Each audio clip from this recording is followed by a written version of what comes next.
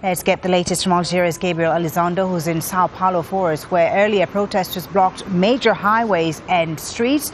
So, Gabe, they're going to reduce the fare hike in Sao Paulo and Rio, but is it going to ease the tensions? Is this enough for the protesters?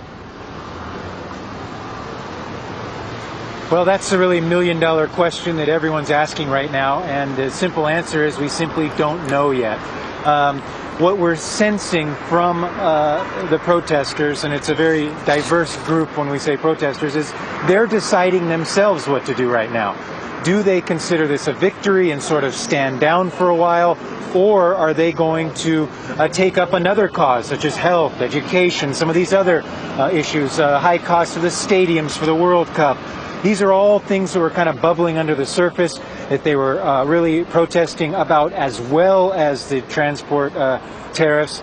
And so now there's a real sense of they don't know what to do. They're trying to figure that out right now. We do know there's going to be big marches tomorrow, and they're figuring out, will it be a celebratory march, or will it be more of the marches calling for change? That's what we're trying to figure out and see in the coming hours and days. Indeed. And tell us about what's been happening today, Gabe. Is the situation as tense as it was yesterday, Tuesday?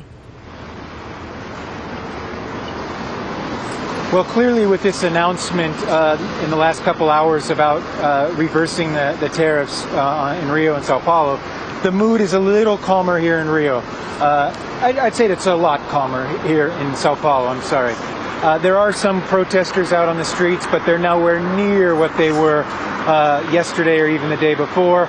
We are seeing some protests in Rio de Janeiro, also in Brasilia, but there's sort of a mixed mood, I would say, between celebration, but also some protesters saying this isn't enough, we want more of our concerns addressed. So it's an interesting moment. This protest is not a top-down protest movement. This is very linear, made up of a lot of different groups, a lot of different opinions, and so they're going to have to kind of sort this out in the coming days to see if this really moves forward as a unified protest or if it breaks up.